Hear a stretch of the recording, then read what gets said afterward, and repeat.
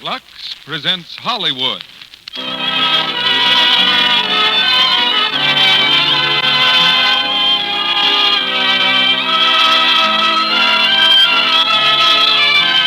Lux Radio Theater brings you Lana Turner and Chief Bosun's Mate Victor Mature of the United States Coast Guard in Slightly Dangerous with Gene Lockhart. Ladies and gentlemen, your producer, Mr. Cecil B. DeMille.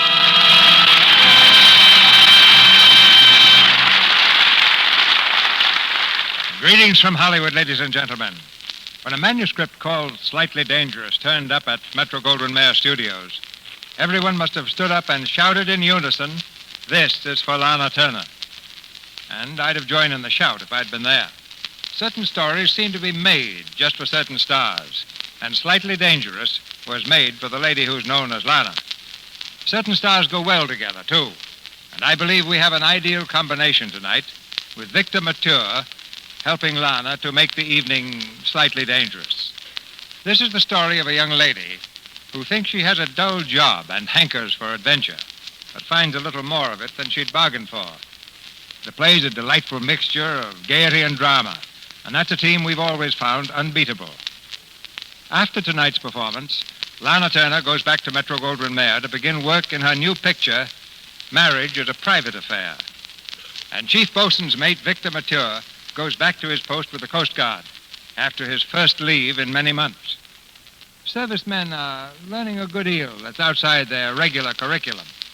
As a case in point, we've received a letter signed by 3 gentlemen calling themselves the Luxem Doughboys. In approved military fashion, they don't say where they're writing from, but they enclose a photograph showing 2 muscular young men in abbreviated attire. One of them is holding a box of Lux Flakes in his hand, and the other is hanging up some washing on a makeshift line. Well, I'm going to stick my neck out now and predict that soldiers with this experience will be much in demand as husbands when the war is over. And if they drop a hint that they're accustomed to using Lux Flakes, well, it'll probably close the deal immediately. And with that prophecy, the curtain goes up on the first act of Slightly Dangerous, starring Lana Turner as Peggy and Victor Mature as Bob, with Gene Lockhart as Burden.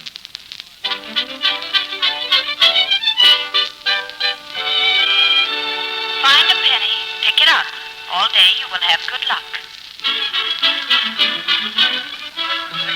Said to herself when she found the penny. Peggy said to herself that it was about time she had some good luck anyway. I'll say it is. What kind of a life is this I'm leading?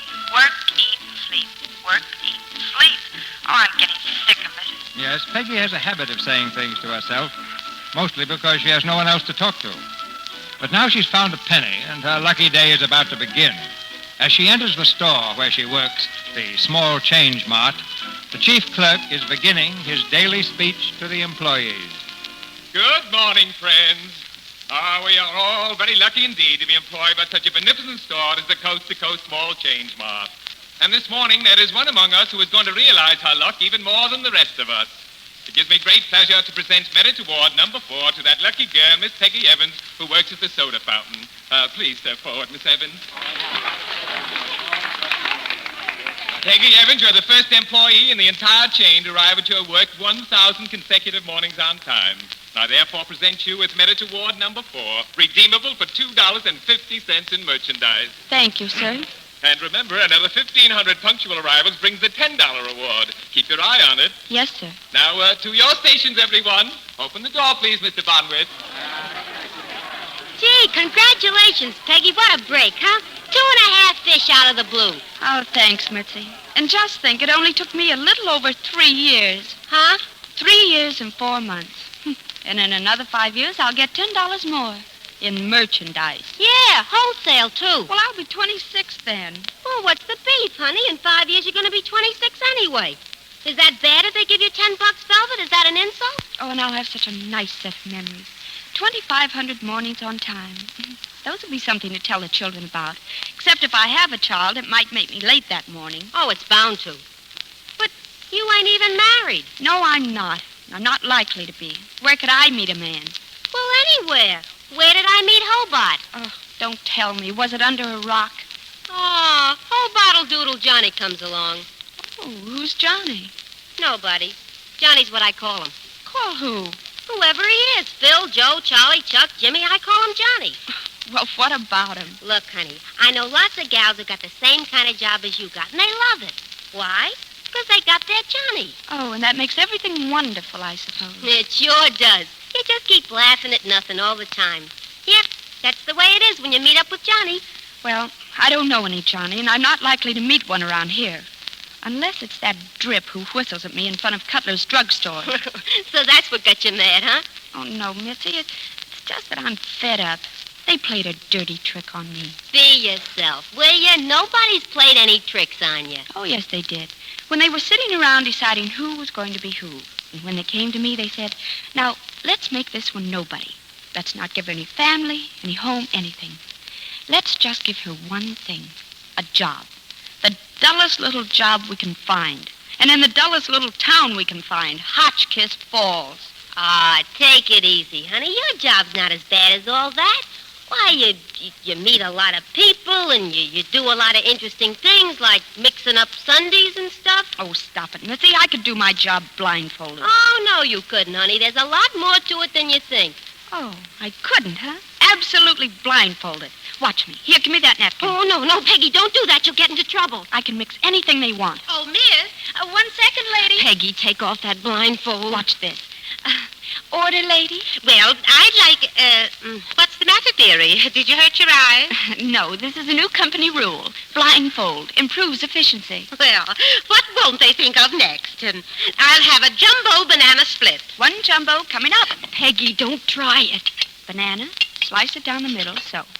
Ice cream, chocolate on the right, strawberry on the left, and vanilla in the middle. Chocolate sauce, pineapple preserves, whipped cream, nuts, and a cherry on top. There you are. Well, get her. Did you see that? Nice going, kid.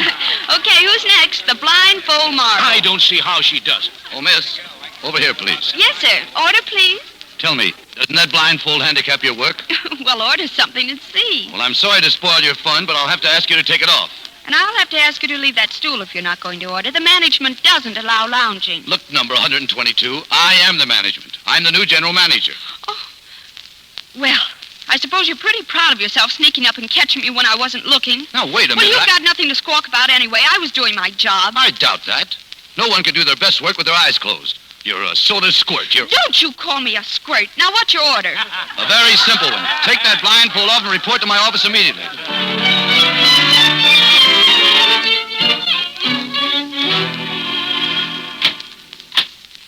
Come in, please. Yes, what is it? You wanted to see me? Oh, well, you're not... Number 122. Oh, well, you look quite different without the blindfold. In fact, you're, well, won't you sit down? I don't want to sit down. Well, why don't you go ahead and fire me? Now, let's not be hasty. As a matter of fact, you can't fire me. No, of course not. Because I quit. Now, look, you mustn't do that, miss. The name is Peggy Evans. Well, that's a nice name. It isn't a name at all. It's just a label that works in a store. A machine on a track that rolls along and comes out nowhere. I hate my name.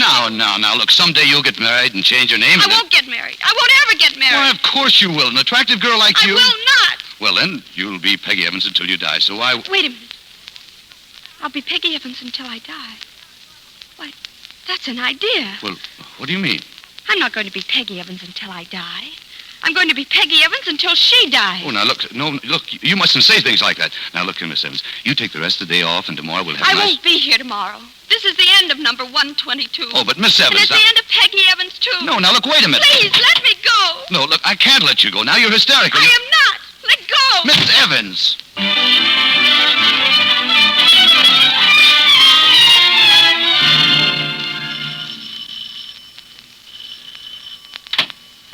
Yeah?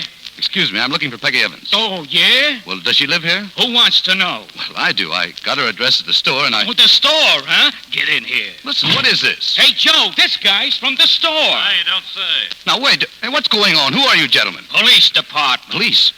Has anything happened to Miss Evans? Mr. Innocent, huh? What's your name? I'm Robert Stewart. What's your business with Peggy Evans? Well, I'm Peggy Evans' boss. Her boss? He's the one who drove her to it. He's the one. And now I'll never be able to rent her room again. There ought to be a law against skunks like you. Will someone please tell me what this is all about? Read him the note, Joe. Let him know what he's done. Sure. This is to tell whoever cares not to bother looking for me. I'll be happier wherever I'm going. I can't go on being Peggy Evans any longer, not after what happened at the store. I'd rather jump in the river.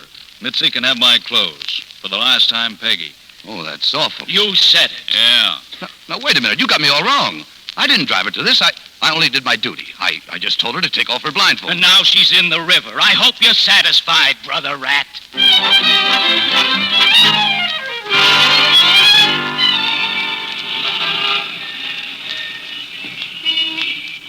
New York. Oh, I always wanted to see New York. Well, here I am. And I'll never go back to Hotchkiss Falls. Never. Oh, but I wonder if I should have left that note. They probably think I committed suicide or something.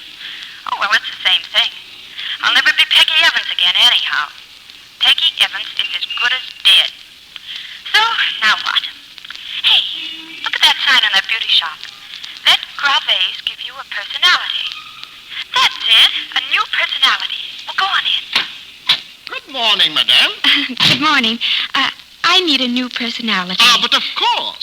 Can you do it? But of course. Well, all right. Now, how long and how much? Let me see. A new hairdo, a new makeup, the right clothes. 4 hours and $150. Well, it's a deal.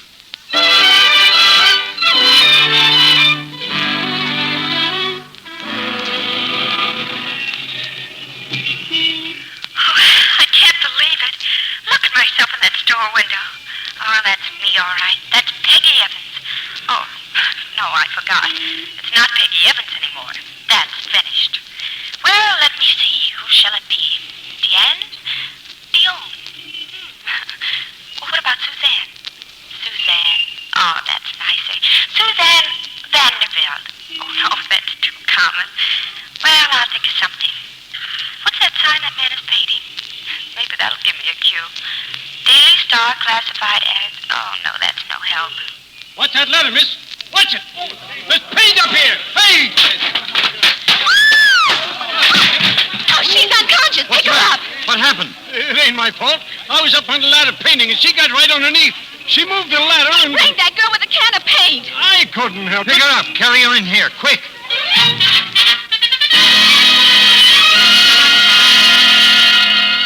How is she, Doctor? Is she coming around? I think she'll be all right just as soon as she recovers from the shock. Look, Doc, that painter was working for the Daily Star. This puts the paper in a bad spot.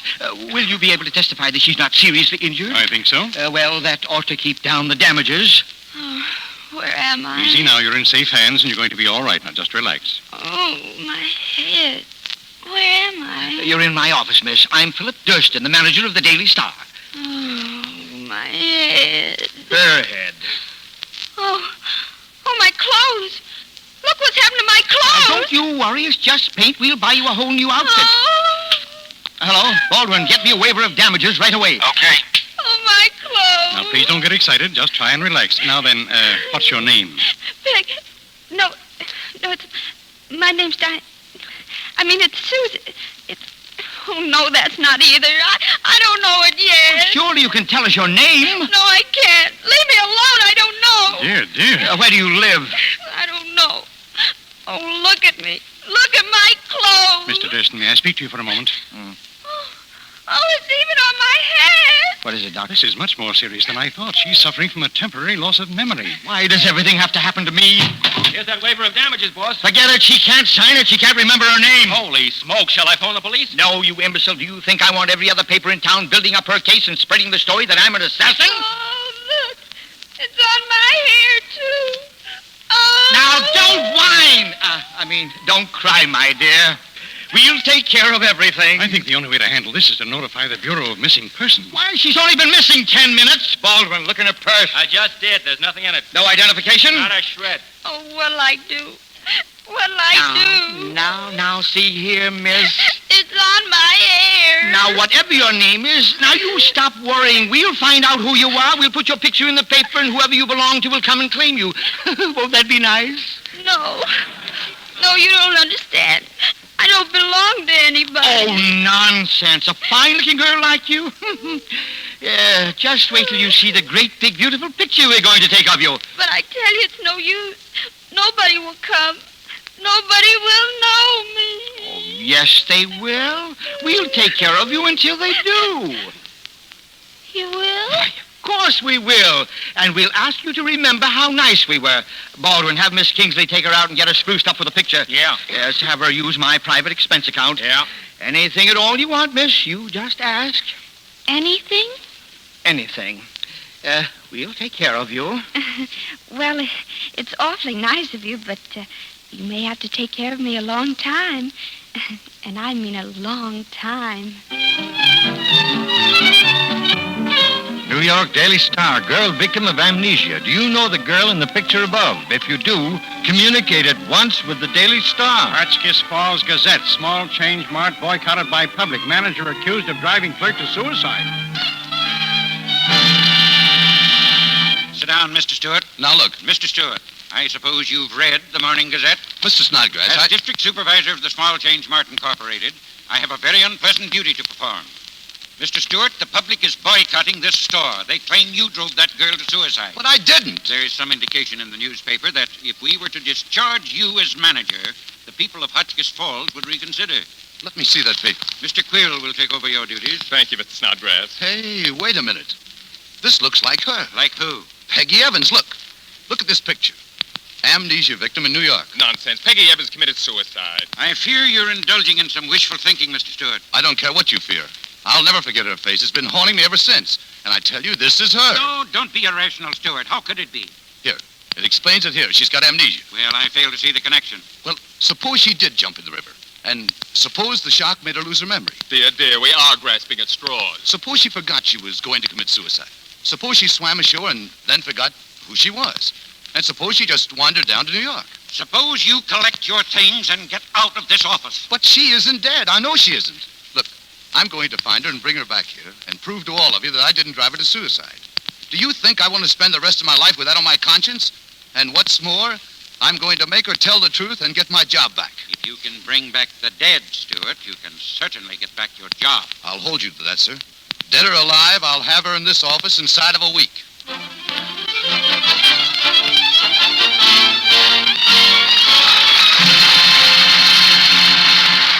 In a moment, Mr. DeMille presents Lana Turner, Victor Mature, and Gene Lockhart in Act 2 of Slightly Dangerous.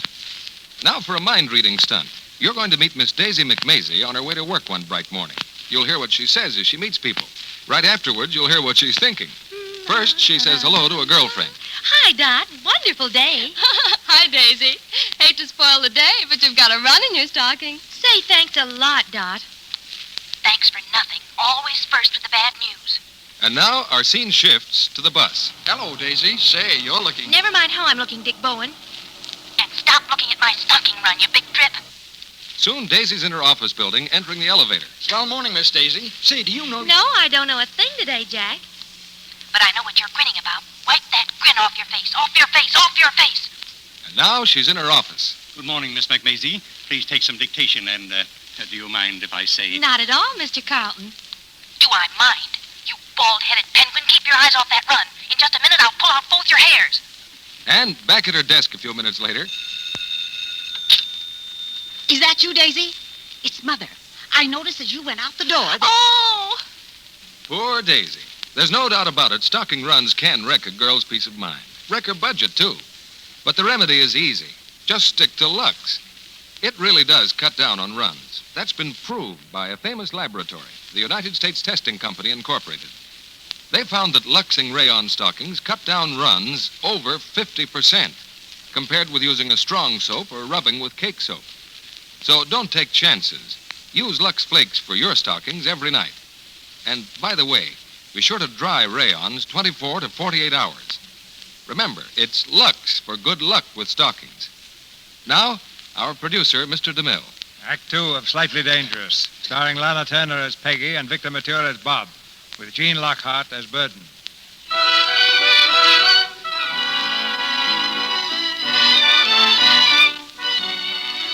Peggy Evans, alias the girl who can't remember her name, is having a glorious time.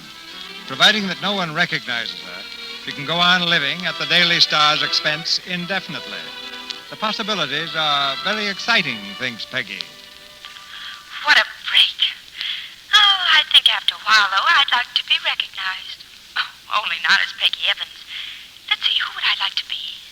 A movie star? No, that's too tough.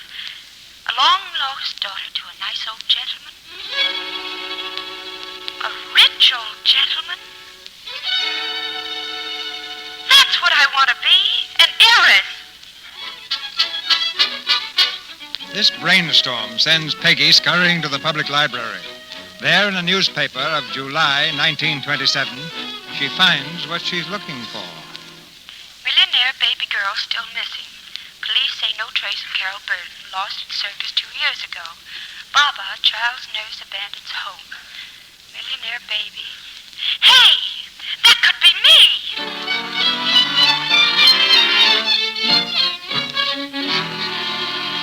What do you mean? You've remembered something? Do you know who you are?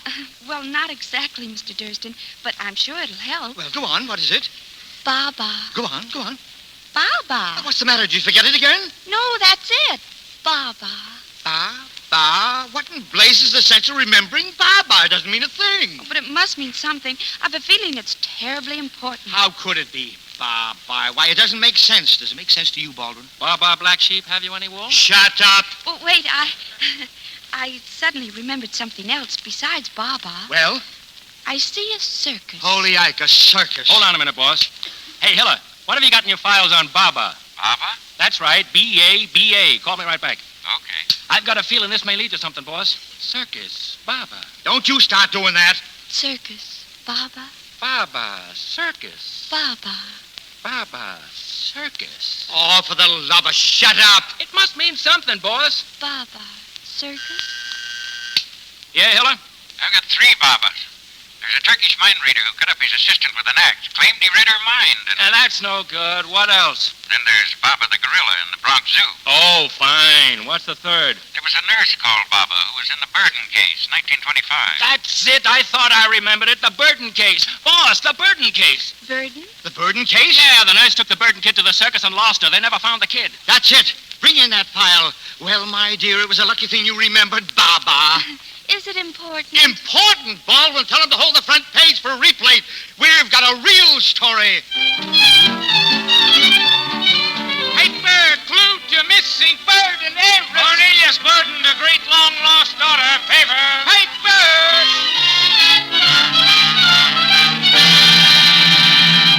What time did Burden's secretary say he'd be here? Any minute now. Good. Frankly, I'm as excited as a little boy. Reunited after 17 long years, the rich but lonely old man, the wandering waif with the golden curls. I'm a little nervous. Wonder what he'll say. Oh, why, he won't say a word. He'll look at her and hold out his arms, and his voice will break as the tears stream down his weather-beaten old cheeks. Yes? Mr. Cornelius Burden is here, sir. Send him in! Send him in! Well, he's on his way in now, sir. Where is he? Which one of you muck-breaking buzzards is Durston? Come on, speak up. Why, I am.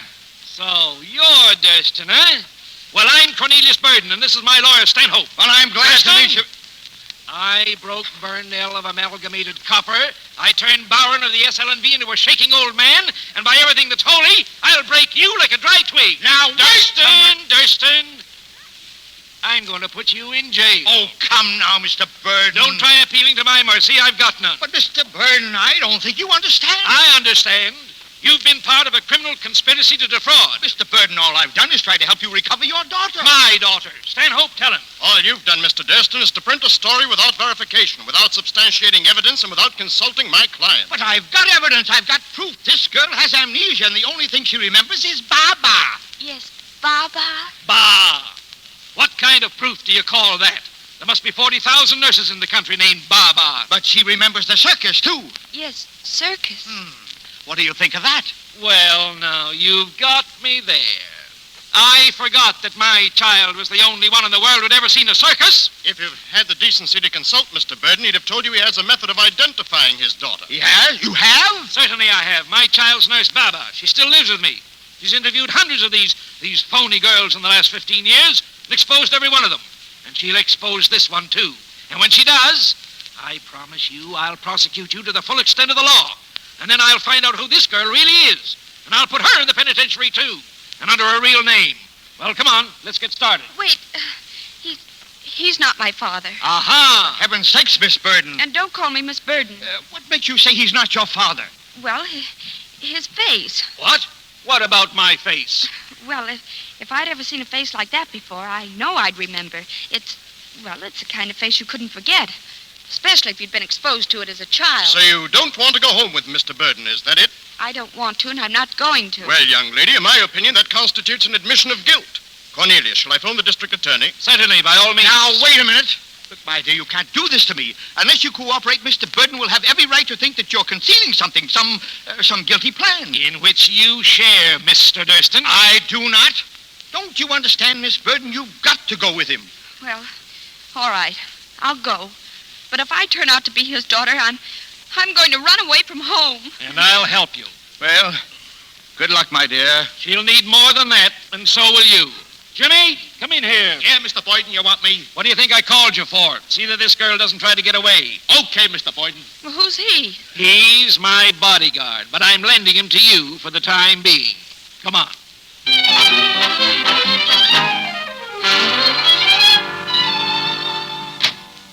Jimmy? Yeah, Mr. Boyden, you want me? What do you think bring that girl in here. Come on in, miss. Come on. Here she is, Mr. Boyden. All right, now go downstairs and keep those reporters quiet. Okay, Mr. Boyden.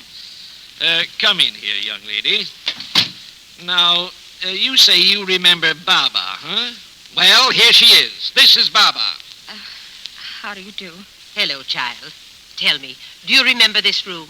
Well, I don't remember anything. Ah, you see, Baba? Another fake. Hush. Listen, child. Carol Burden had a toy in this room which she loved more than any other. Always carried it around with her. Even slept with it at night. Which one is it? I don't know. Didn't he tell you? I have amnesia. Amnesia or no amnesia, if you don't get the right toy, I'm going to hammer at you until you find out who you really are.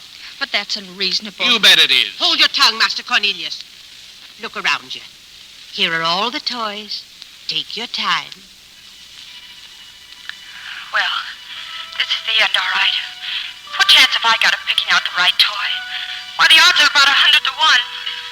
Oh, I guess I might as well confess. Oh, wait. If I confess, I'll go to jail.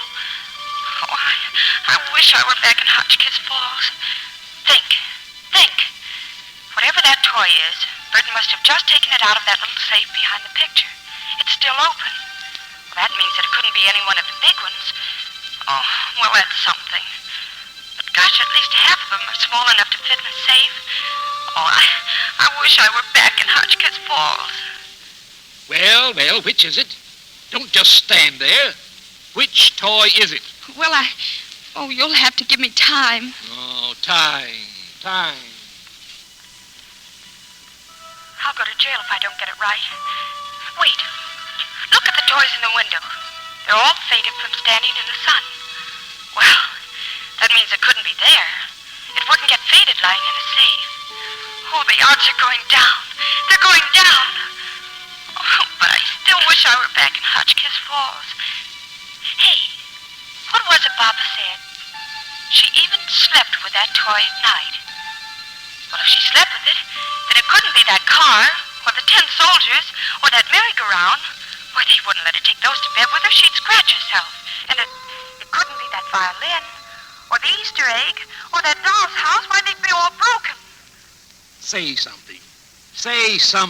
Pick a toy. It seems to me you've had plenty of time. Oh, just 1 minute more, please. I seem to remember something. Well, go on. Remember it.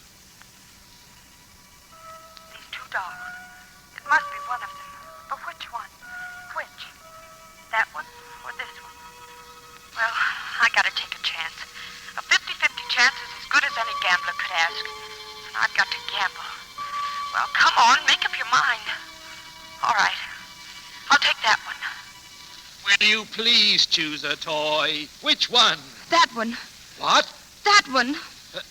That one? Master Cornelius, that's it. Carol, oh, my baby, my darling, oh. Oh, Carol. Carol, how can you ever forgive me? Oh, darling. Carol, my dear. Oh, what is it, darling? Tell Baba. Nothing. It's just so frightening to suddenly have a father you don't even know. Listen, honey. I've always been afraid that if I ever found you, why, you'd be such a stranger, you wouldn't want me or need me.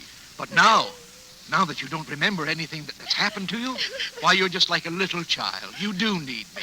Oh, honey, I've done a lot more than find a little girl that used to be my Carol. I've really found my kid again.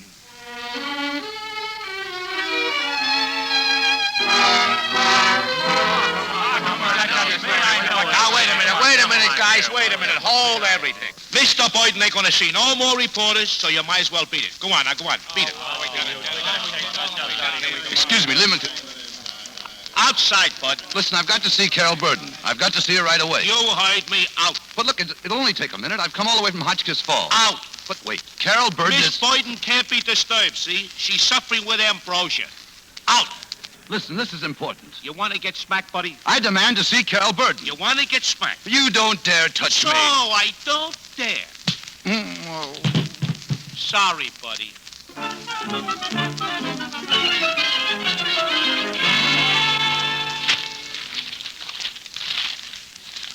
Carol Burden, beautiful heiress, to make first public appearance tonight at the Philharmonic Hall. Carol Burden. She's a fake.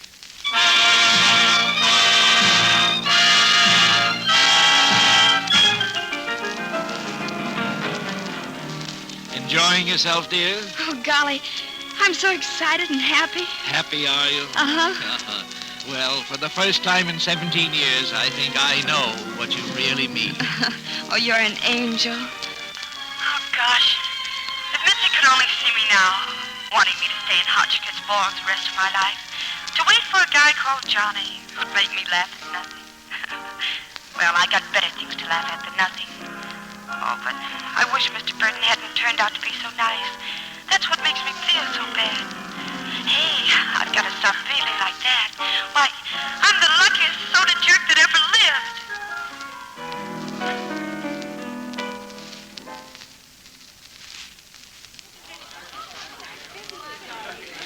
Intermission isn't over yet. Will you have another lemonade, Carol? Oh, no, thank you, Father. Well, then we might as well get back. All right. Hello, Peggy. Oh! How are you? Say, look, I've been waiting for a chance to speak to you. Just a moment, young man. Oh, it's okay. She knows me, and I didn't kill her. What? Come on, Peggy. Tell the truth. I didn't kill you, did I? Go away. The man's mad. Jimmy! Look, I haven't slept. I haven't eaten all on account of you, Miss Evans. Go away. Jimmy, here. Come on. Look, come on. You're not Carol Burden any more than I am. Carol, do you know this person? Why, I haven't the faintest idea who he is. You're lying, Peggy. You know you are. Let me alone. Jimmy! Here I am, Mr. Boyden. What's cooking? I am. This man here. Oh, so it's you again, huh? Listen, you, if you think that I know. I don't dare. Oh! Okay, Mr. Boyden. Come along, Carol. Oh, that's the poor man. Yeah, Jimmy will take care of him. Sure, he's okay. Come on, dear. Well, I hope he'll be all right. Of course. Hey, you okay, chum? Oh, sure, you're fine. Hey, waiter, take care of this guy, will you? Yes, sir. Now, up you go, sir.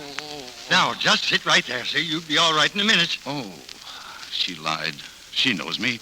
I could see it in her eyes. Well, don't brood about it, sir. There are lots more fish in the sea. She isn't drowned. She never was. Well, I didn't mean it like that, sir.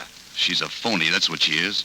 She hasn't any more amnesia than I have. Well, are you sure you haven't got amnesia or something? How about a spot to eat, sir? No. A drink, sir? No. A nice, cool glass of lemonade. How about it, sir? Lemonade. That's what she was drinking. She ought to be mixing them instead of sitting here all dressed up with a glass of lemonade. Hey, wait. Have you changed your mind, sir? What do you have? I want that glass. A glass of what, sir? No, the glass. Her glass. There are fingerprints on glasses, aren't there? Well, not in the best places, sir. Look, get me her glass. I'm going to take these fingerprints one by one and wrap them around her lily-white throat.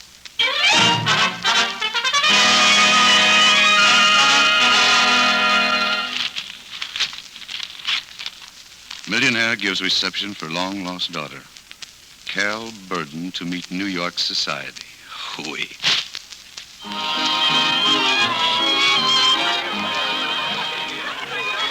My dear, don't you think you should dance with all those young men? They're waiting. Well, I have danced with them, Father, but I haven't found one as nice as you are. One jumbo banana split. Coming up. Oh, you do remember. It's that madman. Come on, Peggy, tell the truth. Take him away. Jimmy! What's the trouble? Throw him out. Throw this man out. Wait a minute, look. I'm not leaving this house without my wife. You're what?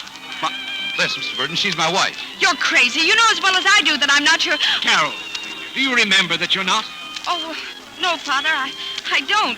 That's the hideous part about it. For all I know, it might be true. Of course it's true. Now, if you'll excuse me, I'll take her home where she belongs. Just a minute, young man. Come with me, please.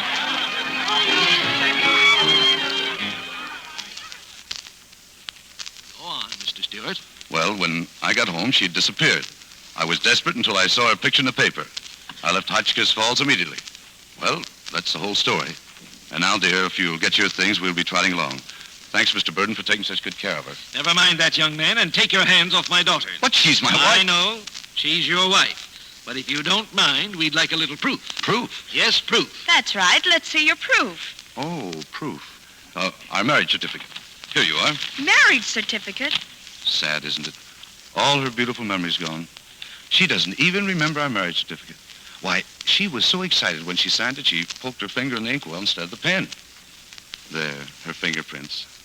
Well, Peggy, now, doesn't this bring it all back to you? No, it doesn't. And I don't believe I ever saw it before. You claim that this is her fingerprint? Yes, I told you. She stuck her fingers... Well, in that case, we'll just settle this matter immediately. Carol, put some ink on your finger, dear. We'll compare your fingerprint with the one on the certificate. Oh, well, that's a wonderful idea. Oh, I never thought about that. No, I bet you didn't. Now, place your hand here on the paper, dear. Her right forefinger, I presume. That's right, I think. Sure, I wasn't left-handed when I was married to you. Quite sure. Ah, there we are. Now, we'll see. If these... Oh. Well, Father, what is it? Why, this is awful. These prints are identical. What? Lucky thing for me, that fingerprint. You folks were sure hard to convince. Why, this doesn't seem fair. I've only had one daughter, and now I've lost her twice. Oh, I'm sorry, Mr. Burden, but it had to come out sooner or later that Peggy Evans wasn't your daughter. What do you mean she isn't my daughter? Of course she is. This thing proves she married you, but it doesn't prove she's not my daughter. But she's Peggy Evans. This girl is my daughter, whatever her name was. I couldn't be mistaken about that. But how did she get the name Peggy Evans? That's the question. I don't know. Well, the people that brought her up would know.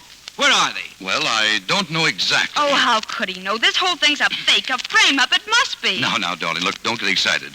You know what it does to you. She breaks out in a rash all over.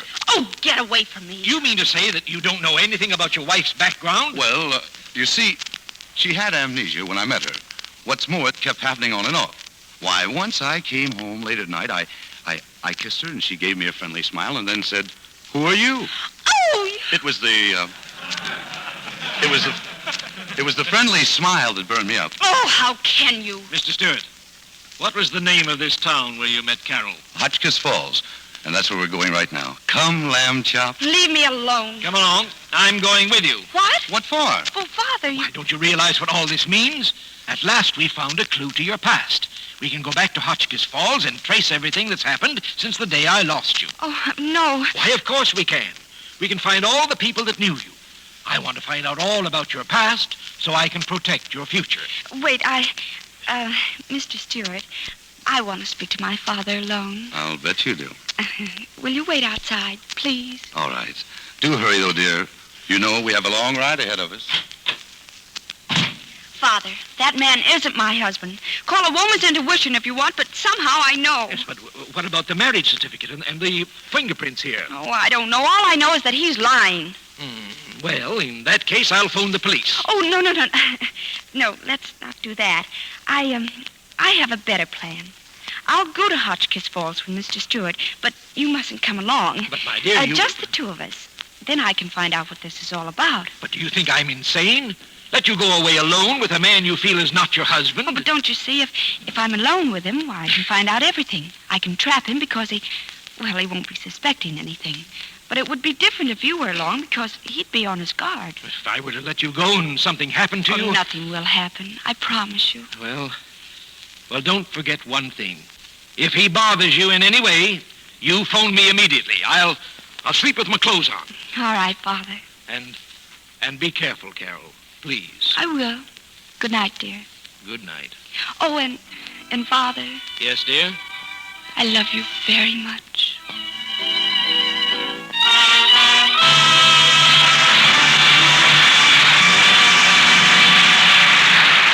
We pause now for station identification.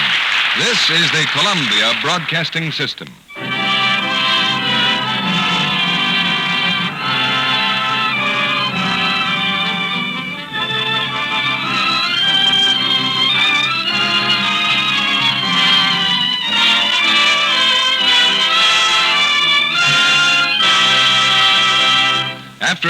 permission, Mr. DeMille brings back Lana Turner, Victor Mature, and Gene Lockhart in Act 3 of Slightly Dangerous.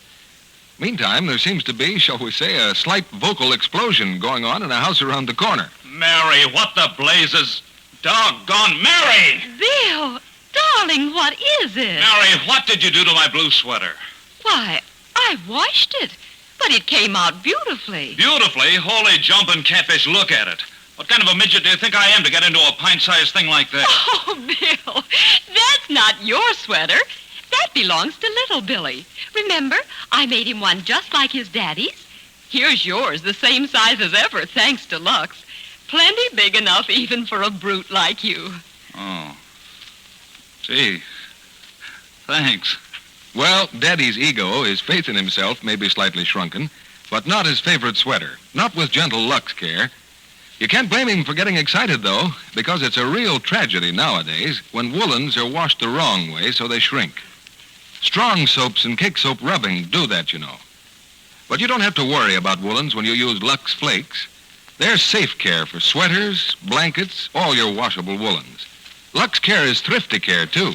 You get so many suds from just a few flakes.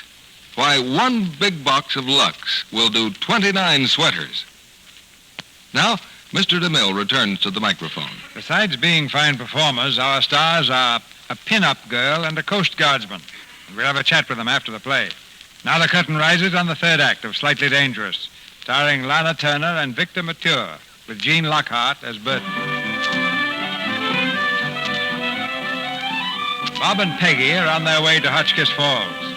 There, Bob plans to exhibit her to the manager of the small change mart and clear himself. But Peggy Evans has a different idea. Well, I'd better play along with him a while. Oh, but not in Hotchkiss Falls. When we stop for something to eat, I'll pull some wires out of the car or something. I've just got to. Now they've stopped at a roadside restaurant where they're just finishing dinner. You don't have to look so scared, do you? Oh, I'm sorry. It's just that it's all so embarrassing. Suppose you didn't remember me at all and suddenly you find you were married to me. Wouldn't you be scared? I think you know pretty well there's nothing to be scared about. I don't believe you. I think you're scared right now. Me? Well, you haven't even kissed me yet. Kissed you? Kissed me? Well, do you want me to? Well, isn't it customary among husbands and wives? Not at all. Well, it might help us to get better acquainted. Yes, it ought to do that. Well, then. Okay. My, it does sort of scare you, doesn't it? Well...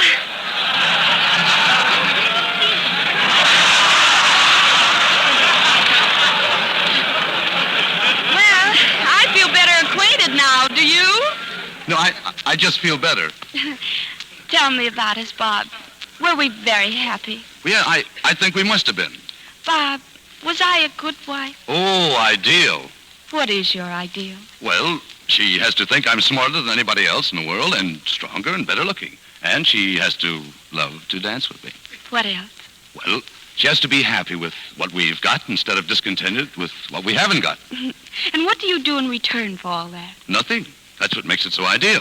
Well, I can't imagine any girl living up to that ideal. Oh, she could if she loved me. Well, I guess I have a lot to learn about love. It's possible. But you're going to teach me, aren't you? Everything I know is at your disposal. Well, where do we begin? Well, first we dance.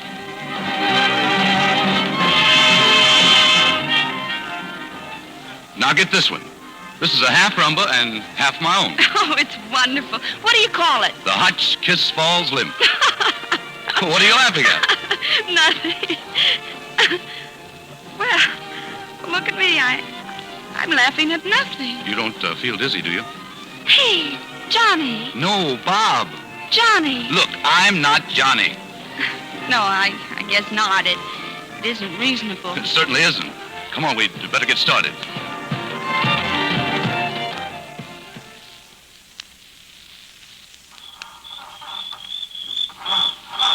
Well, what's the matter, Bob? I don't know. Something... I know I've got plenty of gas. Evening, folks. Having a little trouble? Yes, is there any place around where I can get this thing fixed? Well, there's an all-night garage.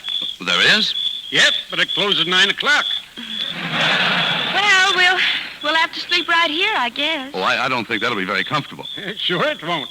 I got just one room left at the motel. Motel? What motel? Right over there. I run that, too. Oh, that's wonderful. Now, wait, we couldn't stop there. Well, why not, darling? We'll be ever so much more cozy than in the car. But we can't do that.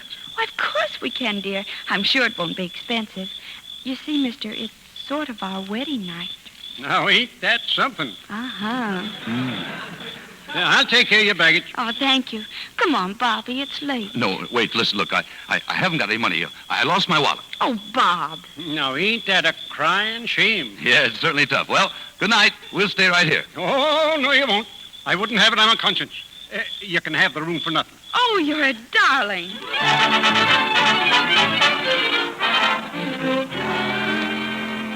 Very nice of him, wasn't it? Giving us this room. Yeah, but look, I don't... Well, I think I'll get into something comfortable. Peggy, Yes? do you know how to play cribbage? Oh, no, I don't. But you must teach me sometime. Look, don't you think this has gone far enough? Far enough for what? Well, I mean, under the circumstances, maybe I'd better go. I'll tell you what. I'll take another room. Oh, but there are no other rooms. Oh, don't be nervous, dear. Look, you've got to answer me one question. Maybe there's been a mistake here. Maybe I'm wrong, but I've got to know. Well? That night at the concert, when I called you Peggy, you were frightened to death, weren't you? Answer me. Well, yes. Why? Well, you sneaked up behind me and shouted in my ear. You would have been frightened, too. But you recognized me. Now, don't deny it. You knew me when you saw me. Well, I had seen you before. Now, so you admit it. Well, certainly. It was that day at Father's when you were with the reporters and Jimmy punched you. I saw you from the hall. You don't remember me from Hotchkiss Falls? No. Oh, but what's the difference? Now get some sleep, darling. We want to get an early start. Oh, I've made a terrible mistake. Listen, I'm not your husband. Oh, but I don't understand. That's all there is to it. I'm not your husband at all. Oh, but you must be that marriage certificate. Well, that was a forgery, a fake. I thought you were a fake, too. I had your fingerprints taken off of a glass you used, and... Oh.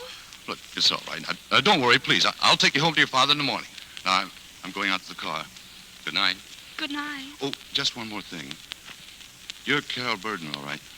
You're not Peggy Evans. How do you know? Because Peggy Evans was a whining little coward, afraid to face life. She was hysterical and selfish. And you're the finest, the bravest girl that ever was. You were willing to accept me, a complete stranger, as your husband. You left your home and your father to come with me because, well, you thought it was right. You're the most wonderful girl I ever knew. That's all. Good night.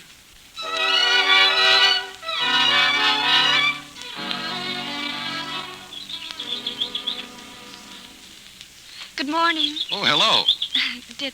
Did I wake you? No, I wasn't asleep, just thinking with my eyes closed. What time is it? 6:30. Well, what woke you up so early? Oh, I haven't been sleeping either.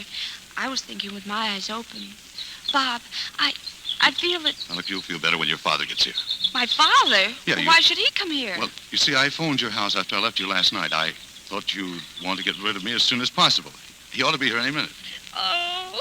Now, please, look, don't do that. I know I've done a terrible thing to you, but I can't stand seeing you cry. That's not why I'm crying. No? No. I'm crying because I'm never going to see you again. You want to keep on seeing me after what I've done? Yes, I do. Why? Because I'm crazy about you. What? You can't be. That's impossible. It is not. It isn't? No. Gosh, that's what I've been thinking about all night. Thinking how it could never happen. Thinking what a fool I was to even think about it. But now you... Oh, no. Don't touch me. I'm sorry. I guess I must be hearing things. I thought you said you were crazy about me. I did say it. Well, I'm right. You did say it. Oh, but there's something else I've got to say, too. Something that'll spoil everything. But, well, I am Peggy Evans. What? Yes, I couldn't go on cheating you.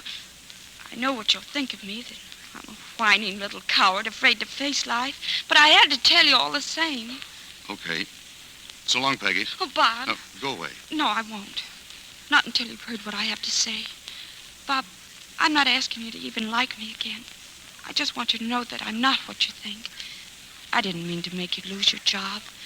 And I didn't mean to steal anything from Mr. Burden, honestly. I was just lonesome.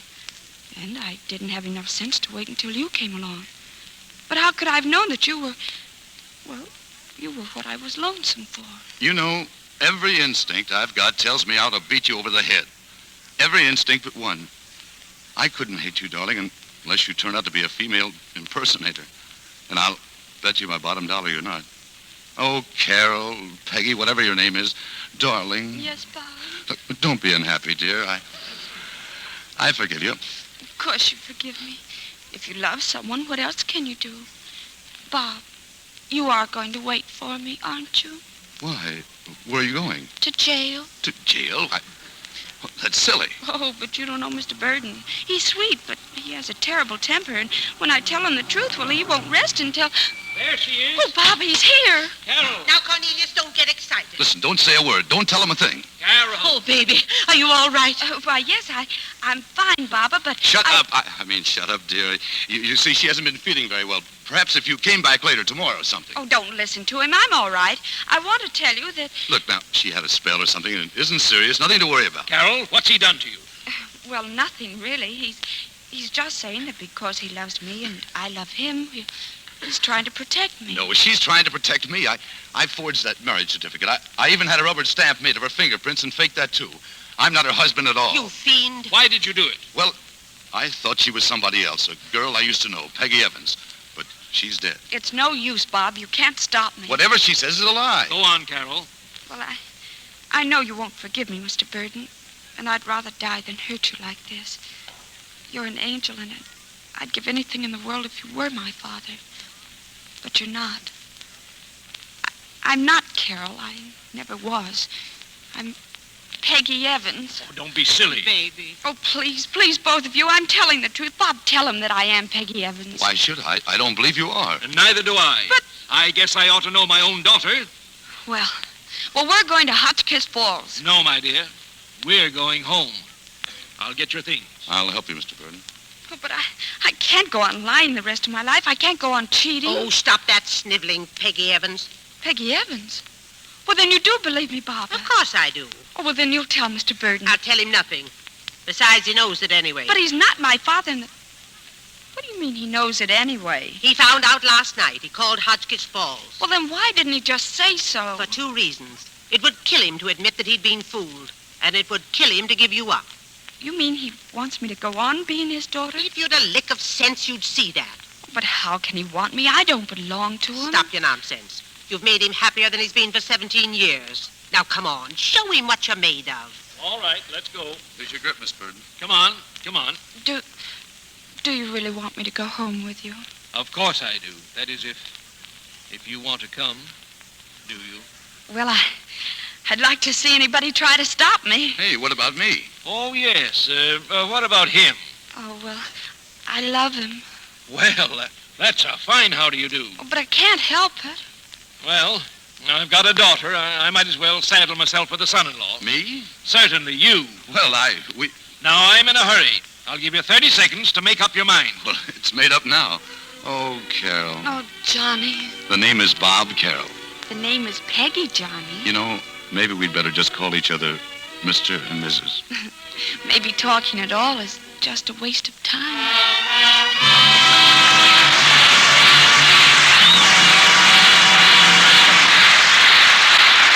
Before our stars return to a curtain call, here's our Hollywood reporter, Libby Collins, who went to a Navy wedding the other day. And here's something that really happened.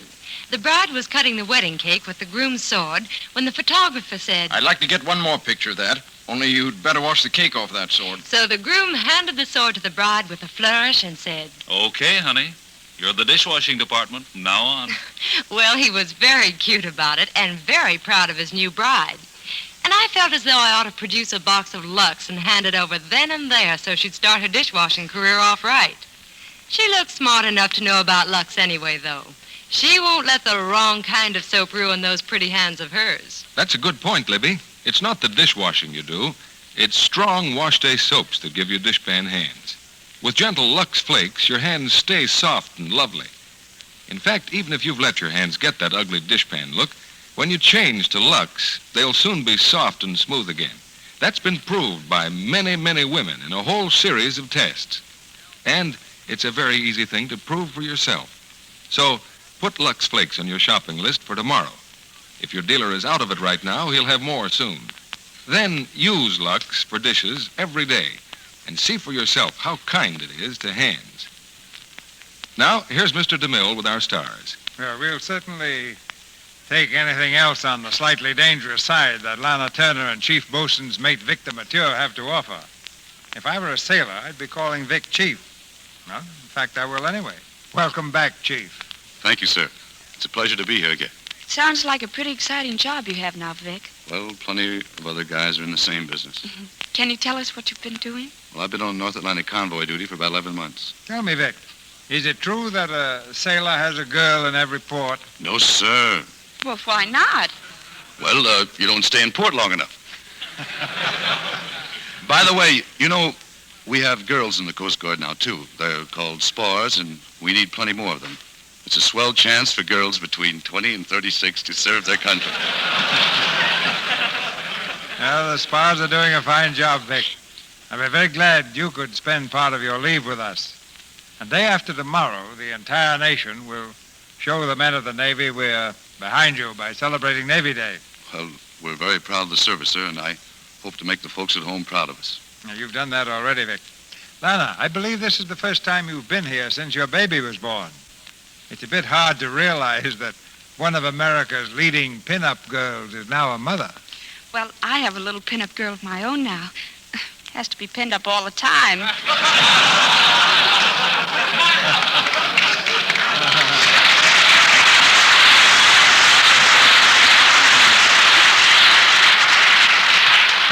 From what I hear, your picture is being pinned up more than ever. When do you go back to work in pictures, Lana? Well, I'm getting ready now, Vic. Irene, the designer at the studio, is making the clothes for my new picture now. I guess that's pretty tough work for a woman, getting a lot of new clothes. Oh, well, we can stand it now and then. Well, congratulations on the baby, Lana. And if she's as lovely as her mother, let me make her first screen test. I'll remember that. Now, what's your play next week, Mr. DeMille? One of the big successes of the current screen, Lana. It's the Paramount hit, So Proudly We Hail. And the stars are Claudette Colbert, Paulette Goddard, Veronica Lake, and Sonny Tufts.